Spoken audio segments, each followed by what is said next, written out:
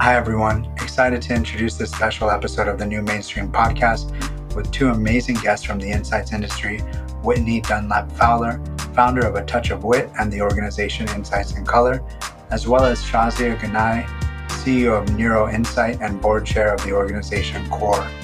It was an honor to speak to both of these founders and discuss the state of the diversity and inclusion in the insights industry. Let's dive in.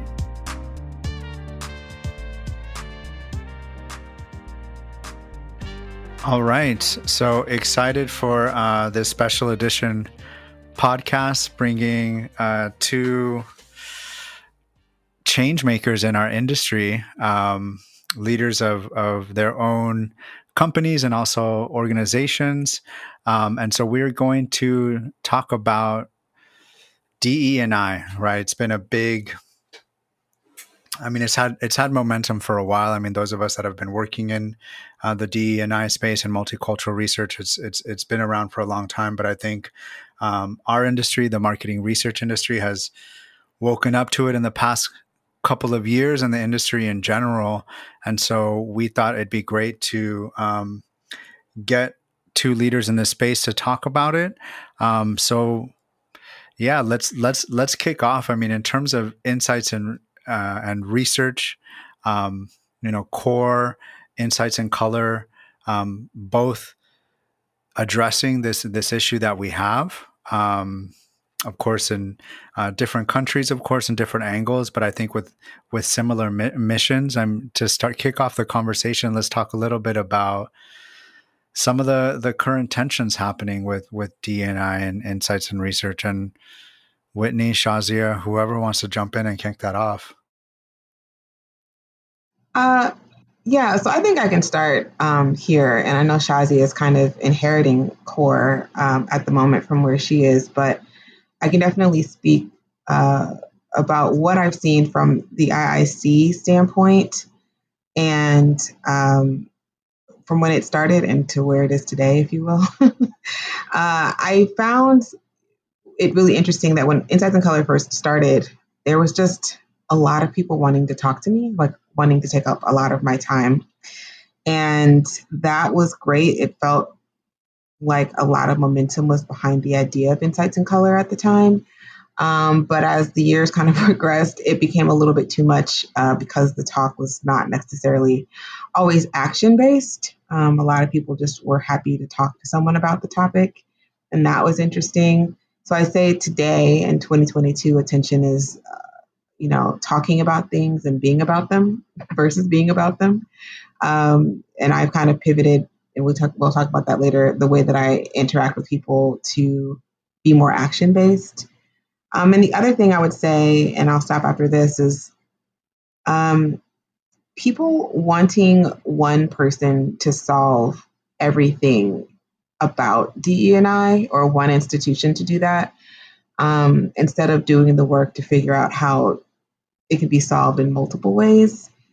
Insights in Color is the first of its kind in the United States to be doing all of what we're trying to do. And there's just so much to do, and there's only so much that we can do, So people kind of want easy solves, and then they want Insights in Color to be that easy solve. But we're operating from a standpoint of lack of resources, lack of money, lack of people, lack of teams. So there's only so much we can do. Yeah, and I want to ask Shazia if she had a similar experience, but before pulling her in, can you talk a little bit about the intention behind IIC and what it is that they're looking to solve? Sure. So Insights in Color was founded in 2020. If I'm being honest, it was founded because after the death of George Floyd, I was getting a ton of calls from people asking if I knew any Black or Brown researchers. We know our industry is very, very, very, very white, and that's fine. That's how it was built. No blame here. And so because of that, I've never really worked with people of color in the time that I was agency side. So I didn't have any answers, but I knew that they were out there, or I assumed that they were out there. So in creating an IIC, the initial idea was let's find everyone and put them on a website so people can stop calling me. That was really what it was. I put out a survey to see what are the things that might be needed in this space. And when I put out that survey, I quickly realized that the need was greater than just finding Black or Brown researchers. And so now we've kind of grown to encompass 5 different pillars: community, education, our Data is Beautiful site, which is about shifting the way that we communicate about research from a very internal basis to an external way to generate awareness, careers and partnerships, and then inciting action, which is really about changing the way that we do research from the inside out, making sure that research is inclusive in nature and representative in nature, while also creating a voice for current researchers of color in the field. So there are a lot of different angles and ways to go on here, but disruption is the main goal of Insights in Color. Thank you. And Shazia, would I guess to throw the question to you, I mean, can you tell us a little bit about CORE, and did you have a similar experience at launch? I know you had inherited CORE, but Yeah. did you feel some of those experiences that Whitney was sharing in terms of people just wanting to talk? Yeah, I mean, CORE started in 2020 as well. And it's interesting, actually, so much of what Whitney's saying resonates with me. So I came on board with CORE more in an allyship and a kind of just as a volunteer. I was on a podcast that they did, and the team was really lovely. And they'd started out with this mission because of a realization of exactly what Whitney said, that it's a very white industry and there were hardly any people of color. And where there were people of color, they just weren't given the microphone enough. They weren't being seen or heard enough. They didn't take center stage on hardly anything. And so it was about bringing the people that existed to the forefront, but also finding a way to encourage more people to become part of this industry from the ground up and helping to diversify at the top. And it's, the main things that I noticed with CORE, and I took it on as I'm their chair of their board. I took that on this year, so just a couple of months ago. But the main reason for that was, like with all things D&I related, the people who start the movements are the ones who are affected. So they're the ones who care, and they're the ones who do the work. And it was a group of people who were extremely passionate, but they didn't necessarily have the tools to put the structure around it or the capacity to, because when you are the most affected, you're also the most exhausted. And therefore, as Whitney said, she's getting all the phone calls. I know that the people who started CORE were in a very similar position. And I also sit on the Diversity and Inclusion Council for the Market Research Society in the UK. And that covers everything from gender, race, sexual orientation, neurodiversity, disability, all the arms of D&I. And, even then, it's like people are looking to solve everything. One of the things that, really resonated was when people aren't necessarily looking or willing to do the work, they want all the answers presented to them. So they say, how can we fix this? Tell us how to fix this. So there's an easy fix, which I think we all know is not the case. And for my day job, my paid job, I'm the CEO of a company called Neuro Insight in the UK. And the interesting thing about that job is, my entire world is around understanding the brain and the subconscious. And when everybody wants a quick fix and they want to fix now, what they don't really recognize, I think, is that the narrative that's been created around people of color and the way in which they have been, built into the hierarchies and structures, that stuff that's driven by generations of conditioning, and it can't be undone overnight. And it can't be undone by one person doing all the work. So I definitely see a lot of what Whitney's saying. It takes a lot. It's exciting to see it happening, but it definitely takes a lot. And the other main thing that I've noticed is a lot of businesses are asking, tell us what we can do, which is fine. Somebody has to help them figure that out. But it's very much a box ticking exercise. And I think that's the wrong approach. I think there's a lot of work to be done around turning over culture in order to really rewire the way we think about things. So yeah, it's definitely it's a lot of stuff. And Whitney and I, we connected off the back of this, and we both have very similar views. We have these day jobs, and then we have these extracurricular jobs, which are pretty much as big as the day jobs. So yeah, it's been interesting. Yeah, Go ahead, Whitney. I just want to piggyback off of a couple of things you said. Shazia, I love that you refer to your one job as your paid job and core as your unpaid job, because that's exactly the situation we're both in. But at the helm of, for me, it's Touch of Wit Creative, which is my main business, and a very great business and a very busy business, but also being the orchestrator, ideator, organizer of Insights in Color as well, which is its own other, beast that requires just as much, if I'm being honest, more time, more money, and more resources, which I pay for with, if I'm being honest, Touch of Wit dollars. I think the part that stuck out the most for me was this idea of the box ticking. When companies come to us and say, well, what can we do? Insights in Color has seen both sides of this, right? When we first started, we were never meant to be a business. We were just supposed to be a diversity initiative. It became a business the more and more people needed our time, right? So I'm like, okay, people have to pay for this. This is like encroaching on my day. So when we first started, people would say, well, what can we do? And the response would say, what are you interested in? We have 5 pillars. We're hitting all these things. Which of these pillars interests you? And, it would be a lot of ideation of what the possibilities were, but no one had any concrete ideas. So I said, great, let me go to the drawing board and create the things, right? Create the initiatives that people can contribute to. So then I did that. And then it became, these are great. Tell us which one to choose. And my thing was, if you're really passionate about this, you should pretty much come to this conversation with a point of view of what is or is not working within your organization, or what you might be more passionate about more, than the others. Maybe not everyone is going to be passionate about the job board. So much of this are about, spreading awareness. And that's what the initiatives were created to kind of generate with people, like, oh, not that one, but this one resonates with me. So it's just not blindly giving dollars to something that you're only mediocre about, but on both ends, not having concrete initiatives and having concrete initiatives, still the same conversation is happening, where people just want you to direct them, to tell them what to do, versus them picking something that really aligns with their core values and purpose around this topic. Yeah. I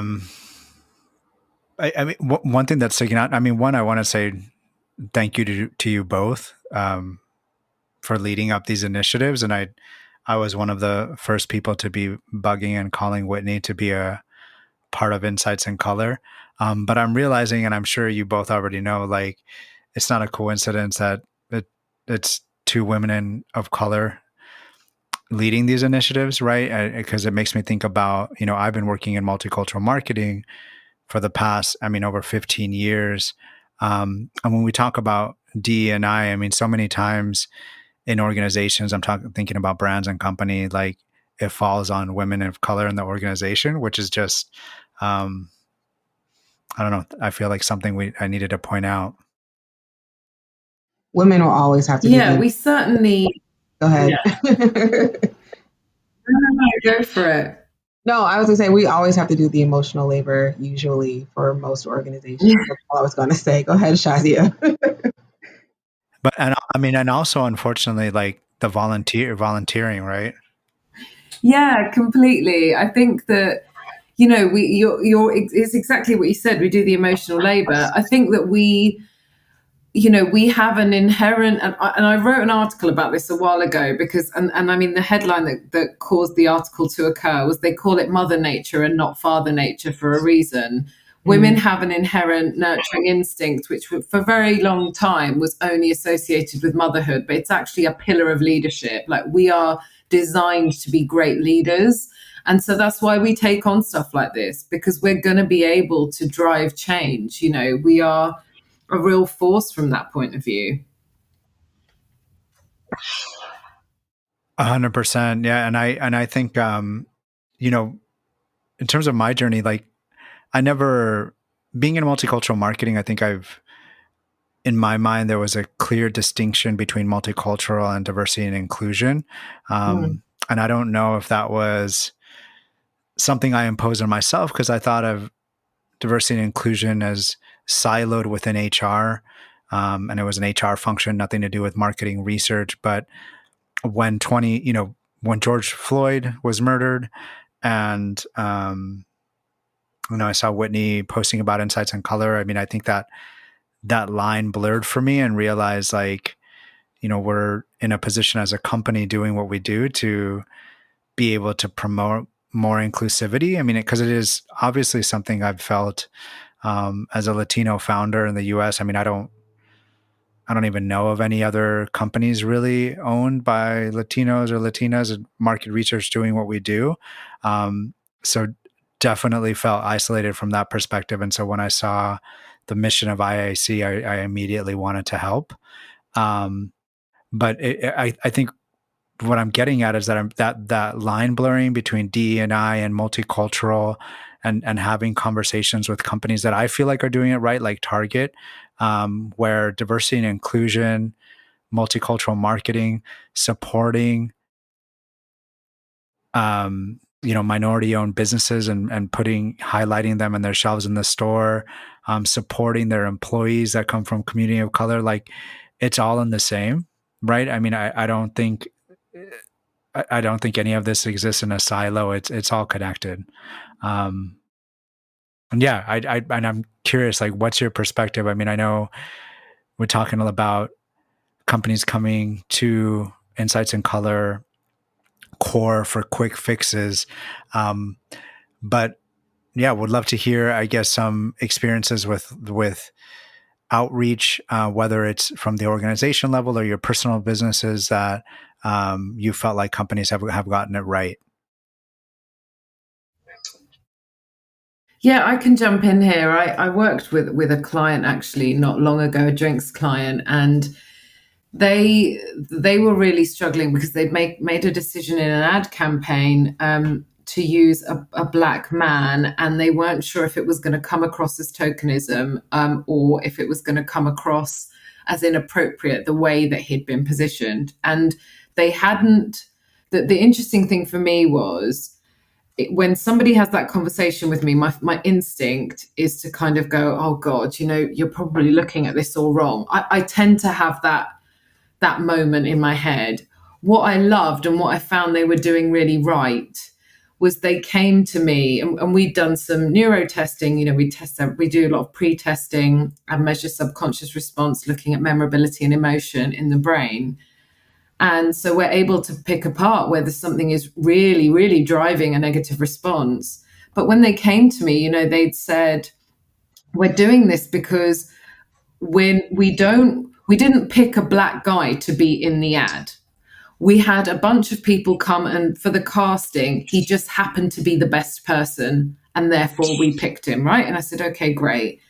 But he said, we want to open this up to be a conversation about much more than just the ad. And that's when I felt that they were doing it right. Because, when there's the box ticking that we mentioned earlier, or when it's D&I person in HR and it's just about recruitment, it's not about the holistic culture, the way you do your work, the way you live your values as a business, the way you think of your consumer, whatever it might be.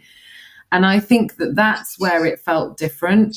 The way that they were approaching it was not just, I need my ad campaign to make me a bunch of money, so I need to make sure I'm not pissing anyone off or doing the wrong thing. And equally, I want to do the right thing by having diverse talent in my ad. They were literally talking about, how do we think about the decisions that were made, the people who were at the table in our organization, and all the trickle down of what our organization looks like and what the processes look like that result in these outcomes. And that is what I think is a good example of where organizations are kind of doing this well. Yeah. Go ahead. No, I was going to say, I think what resonated with me was holistic. Yeah. That's key. Sorry, Whitney. Yeah, no, absolutely. I have a complicated relationship with multicultural insights work and DE&I.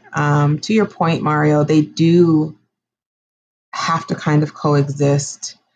And I think what I found for Touch of Wit Creative, when people were coming to me for insights, definitely after the death of George Floyd, the requests were more multicultural in nature, which is, fine that we are in the moment of multicultural work. But I did find myself having to prove that I could do work of all kinds because I've been a researcher for 10 years and that work wasn't always multicultural in nature. And so a lot of times, even for, members who are board members or people who are associated with Insights in Color, I would kind of send gentle reminders for agencies and brands seeking Black and Brown talent to say, as a reminder, a well-rounded researcher has worked in all genres and should not only be selected because of their ability to speak towards a certain ethnicity. So that's a little bit of the tension that I feel. It's kind of like, okay, we can do this work, but we can do other work as well. But regardless, outside of that, I think the best client experience I've had is one that's actually publicly available to see is with Sephora. I started Touch of Wit Creative at the end of 2019, and Sephora had begun to engage Touch of Wit Creative around that time as well, along with a bunch of other members to add to the project. So Sephora went into their RFP process knowing that it could not be a traditional RFP process. By the time I was brought into, and let's be clear, it was about the retail journey of consumers of color in their stores. By the time everything was put all together, they had an entire DE&I council.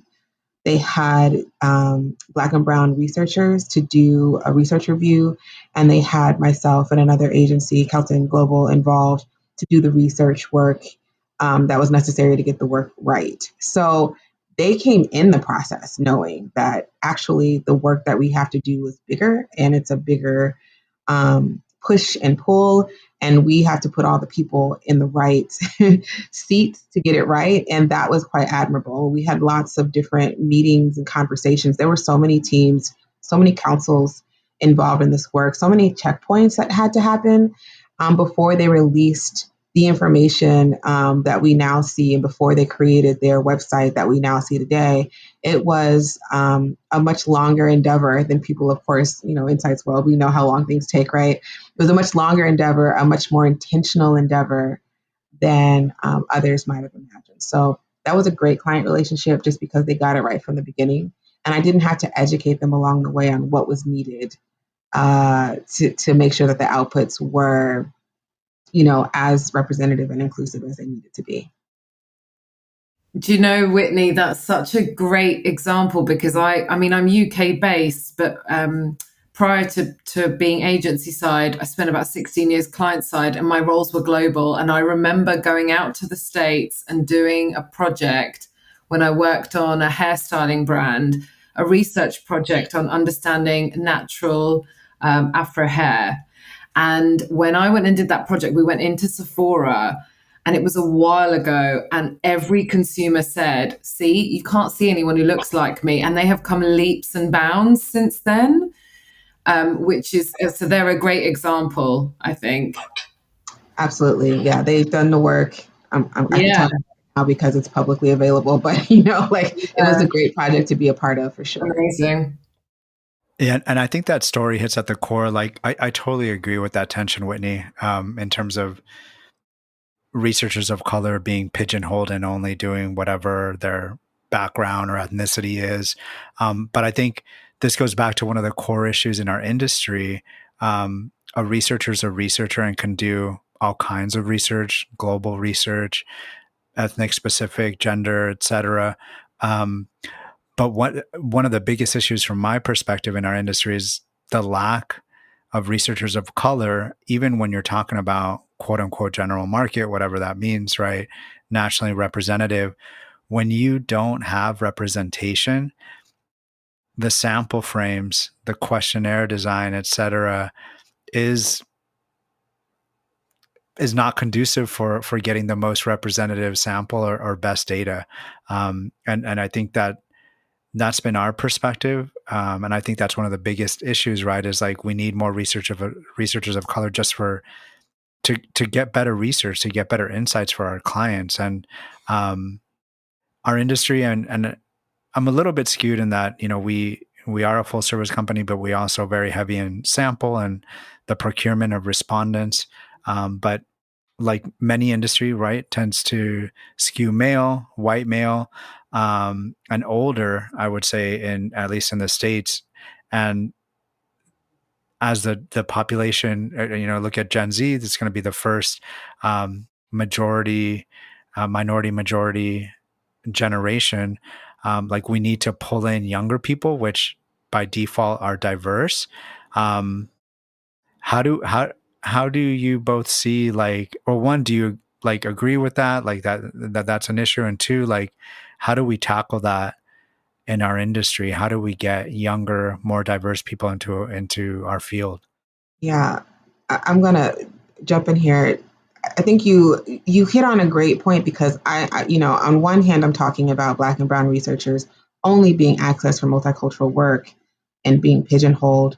And the bigger point here is to your point, they should be accessed for everything, and they should be included on all studies and we should be included on all studies because you're exactly right. We know when questions are biased or non-representative or not inclusive, and we can serve a bit as that checkpoint, but we shouldn't be the multicultural checkpoint person in our organizations. You know what I mean? We should just be on the team Yeah. and say, hey, this is great. I noticed these questions, did this or that. We might want to consider these things. This is actually why when Insights in Color first started, one of the main calls I got was from a lot of research teams across the country saying, oh my gosh, we're so white, we don't even know where to begin. And I get that all the time, and people feel so guilty about it. I don't know. It's the system. There's nothing you can do about it right now, and that's perfectly fine. No need to feel guilty about it. It's fine. I've been here for 10 plus years. I know. And so what they wanted was someone to help them, be on their team to make sure that what they were doing was inclusive in nature. So the first thing that we created was the diversity sense check tool, which is an algorithmic survey to say, did you ask yourself these kind of fundamental questions about your approach, your sample, your, what you're thinking about, to make sure that it was inclusive in nature, and also so people could stop calling me. You see a trend here. So people could stop calling me and asking me these questions. I wanted it to be a self-serve kind of thing.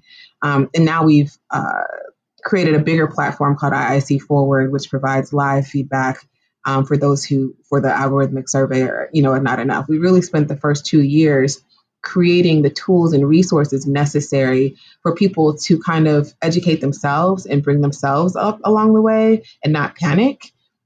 And this year, to your point with the younger generations, we are more so about community and that awareness piece, right? So Insights in Color has a job board, and the truth of the matter is everyone is looking for Black and Brown researchers. Like everyone is looking for the talent, and there is just not enough. I'm going to say it. There's not enough at the moment. And that's because our industry as a whole, whether you're white, brown, Black, whatever, most people don't know about it unless you're going to Google, And it's our job, or one key goal for Insights in Color is to spread the necessary awareness to younger generations. So we do have initiatives that are geared towards younger audiences. In fact, our whole visual aesthetic is geared toward younger audiences. I built it with younger generations in mind, because if I'm only going to be speaking to the people who are already here, we've already failed. It is that Gen Z younger person getting the industry on their radar piece that's really key. We did a survey not too long ago, and that information is going to be in our Data is Beautiful site, which Mario, I know you participated in, but we found that people didn't get into research and insights until year 3 of their adult careers. Yeah. That means that it's not on our radars in college. It's not on our radars on our first job. It's like we're still figuring ourselves out, and we so happen to fall into this career industry. we want to close that gap of timeline. So a lot of what we've been doing has been targeting college students and young professionals who are still kind of figuring themselves out. So 100% agree with everything you said there. Yeah, in the UK, we have it might be similar in the States, I'm not sure, but there's a few different things that I think have contributed to the lack of diverse talent coming into the industry. So one is that quite a lot of businesses, the way they recruit is they're looking for people who have gone to some of the universities in this country that definitely have a racial bias. So they want an Oxford or Cambridge grad, and we know that they are majority white universities. So there's been a huge drive in kind of recognizing that we need to stop doing that. We need to stop creating a hierarchy, and there's a social class thing that comes with that as well, particularly now that the university costs have increased quite a lot. And I know in the States it's quite different. It's always cost a lot. In the UK, there were, grants and things that allowed for people to go to university quite cheaply initially.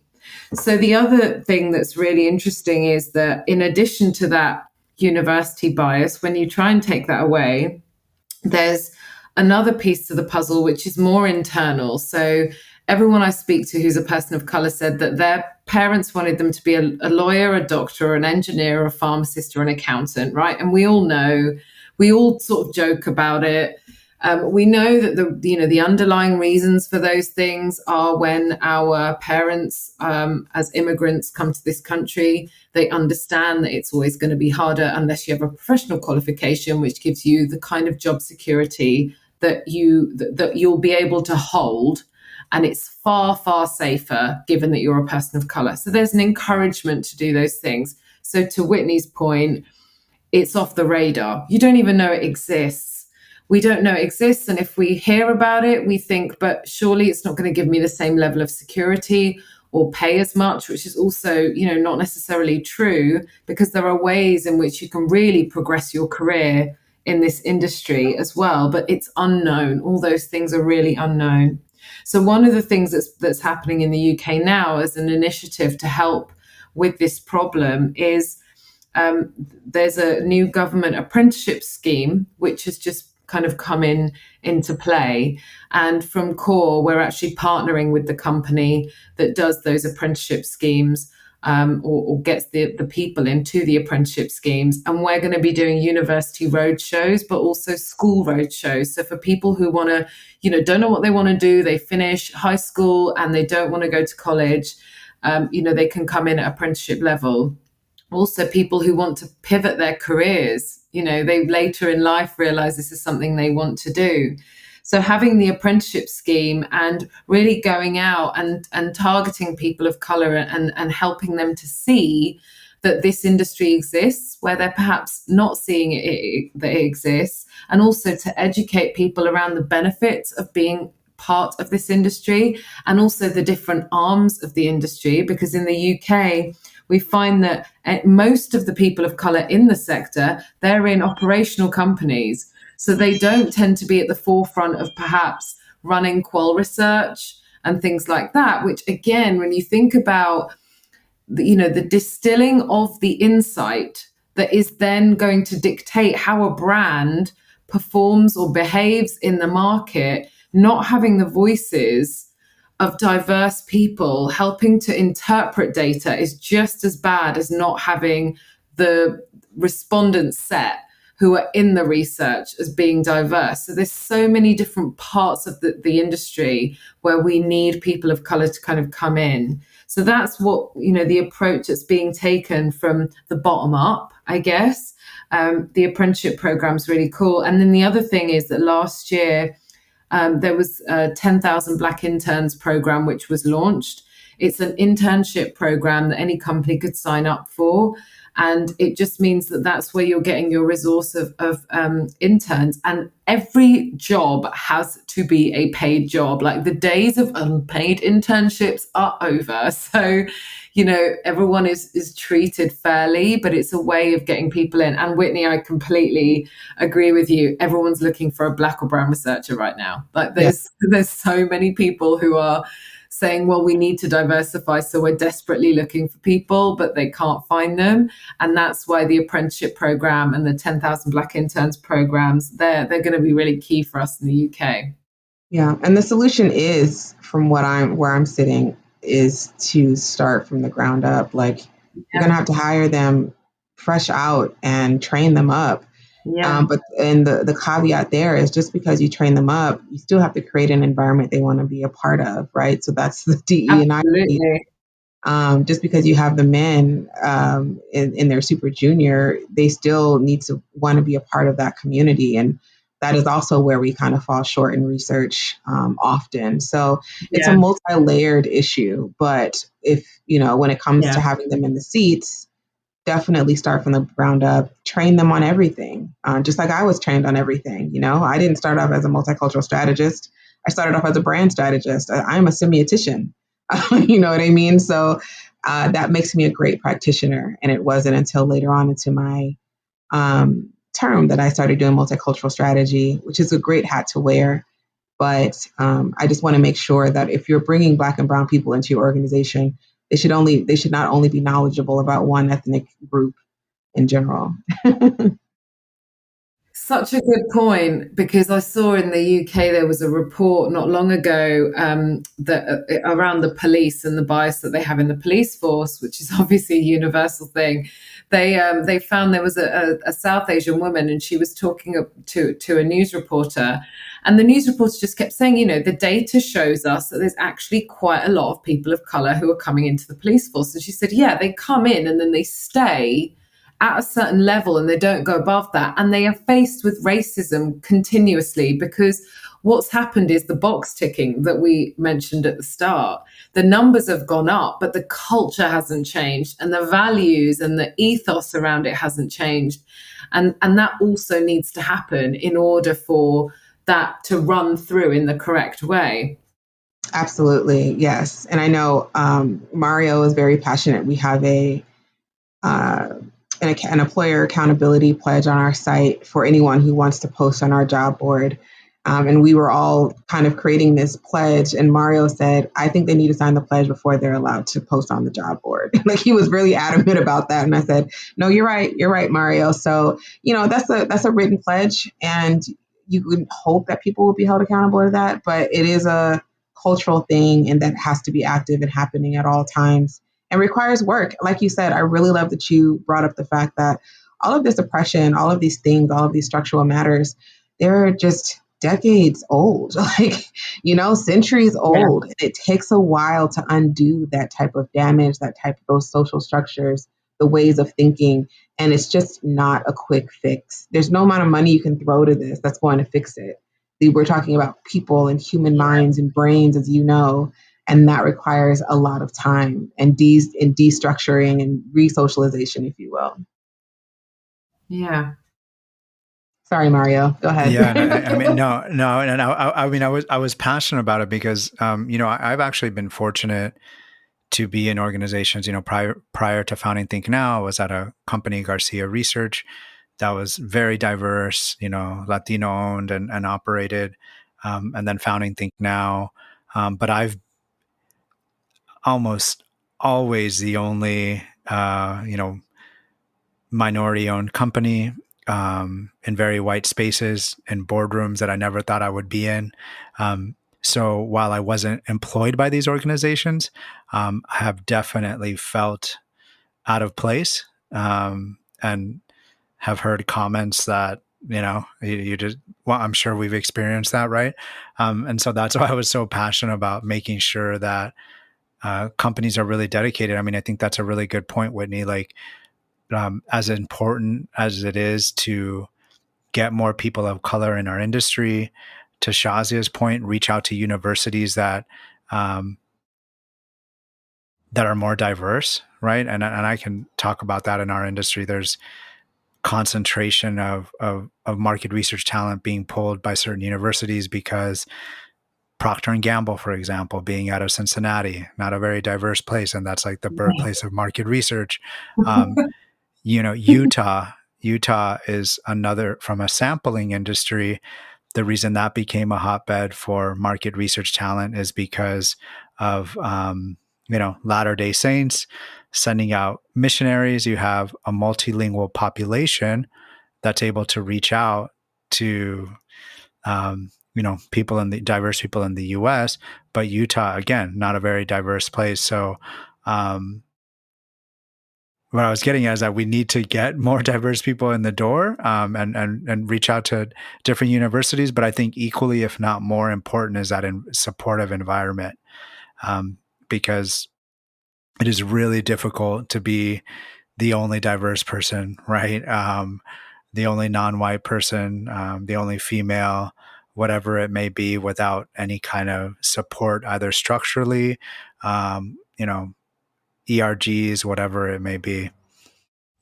Yeah, I mean, it's funny that you mentioned P&G because I started my career there, and in the UK, I remember just anyone who came from Cincinnati, it was the least diverse set of individuals that I've ever encountered. I think, there was something else and it feeds into this. When I started my career at P&G, it was through an internship program, and they had two hiring levels.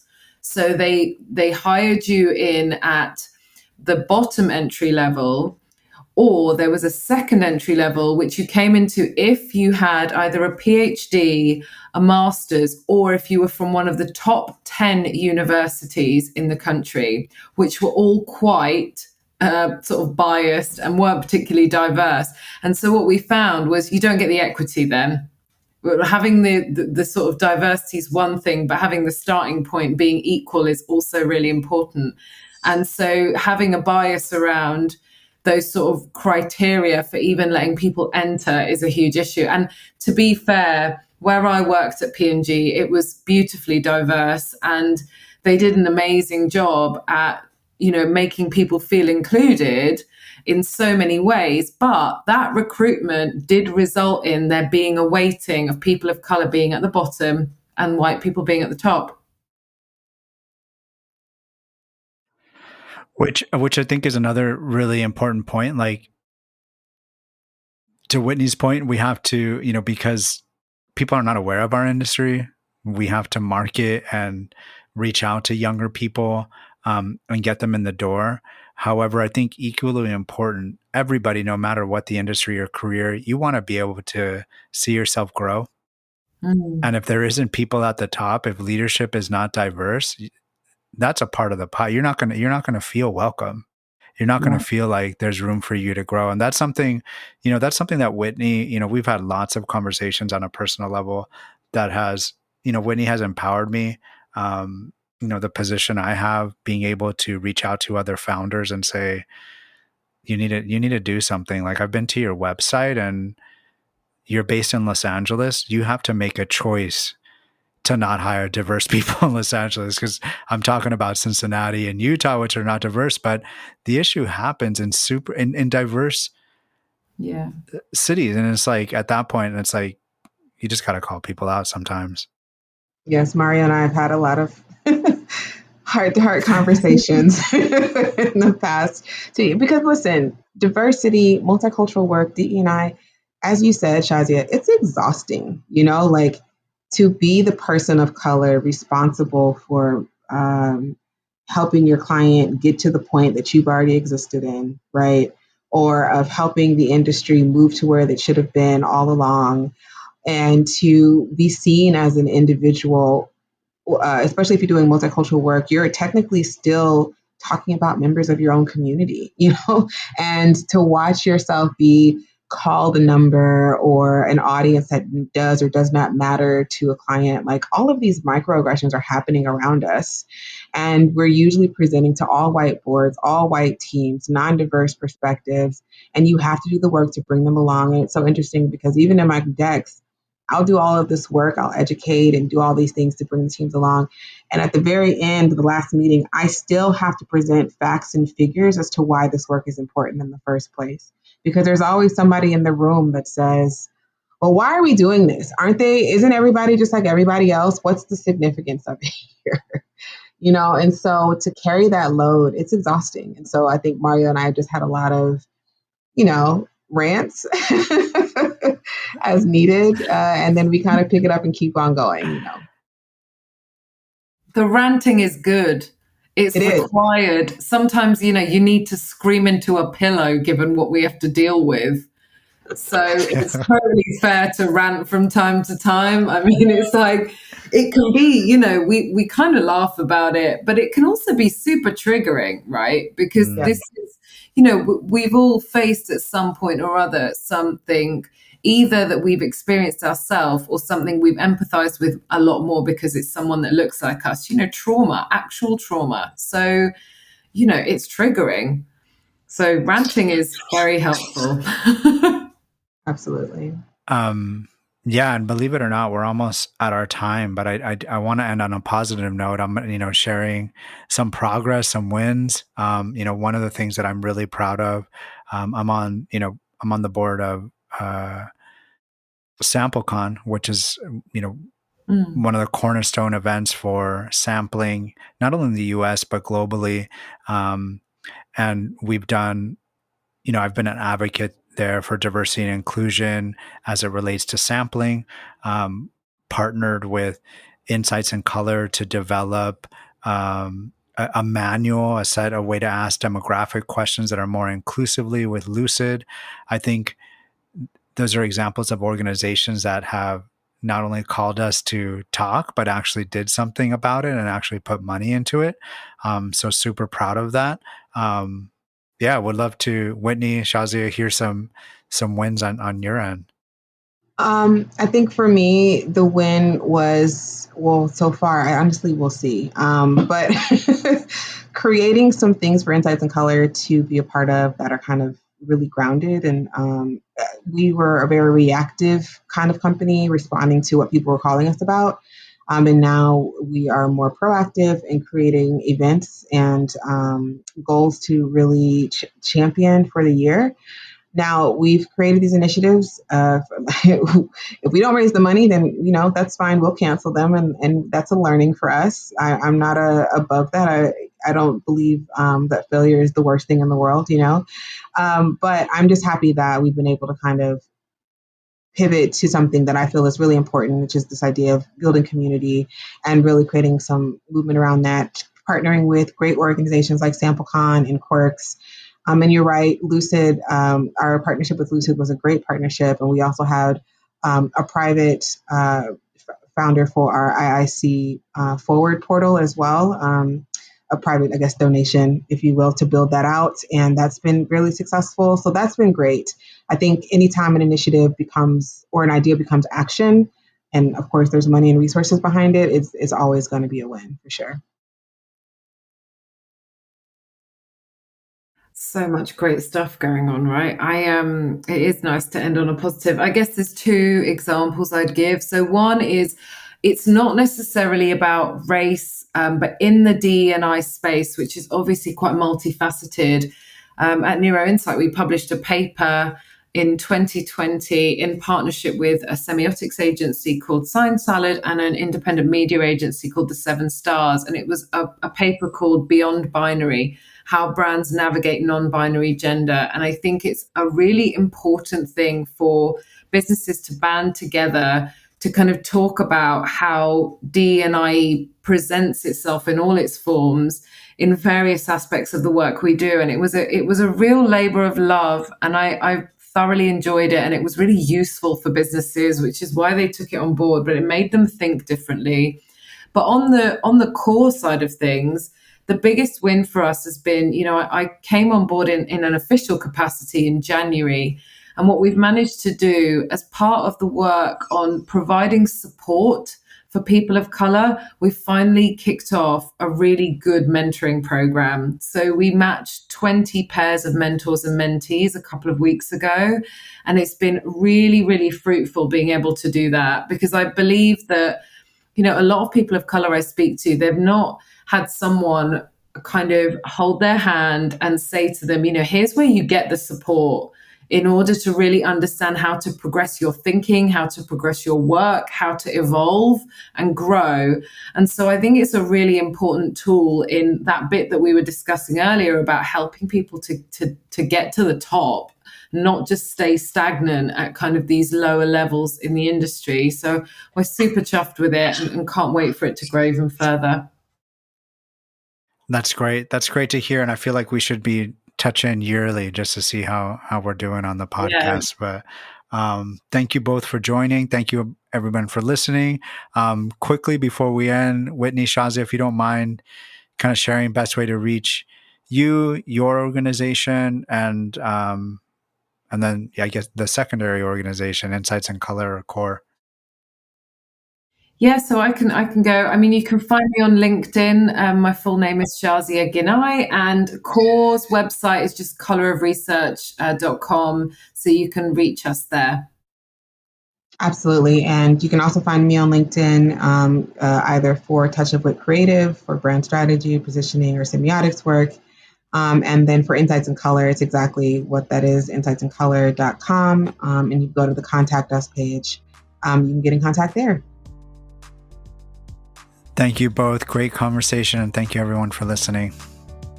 Thanks, Mario. Thanks to everyone listening in. To get more multicultural insights, check us out at thinknow.com and follow us on social media. You can also subscribe to this podcast on your favorite platform. Final thank you to our producer, Lucas Martinez, who created our intro music and makes our podcast sound great. To email him, reach out to martinez.lucas.a@gmail.com.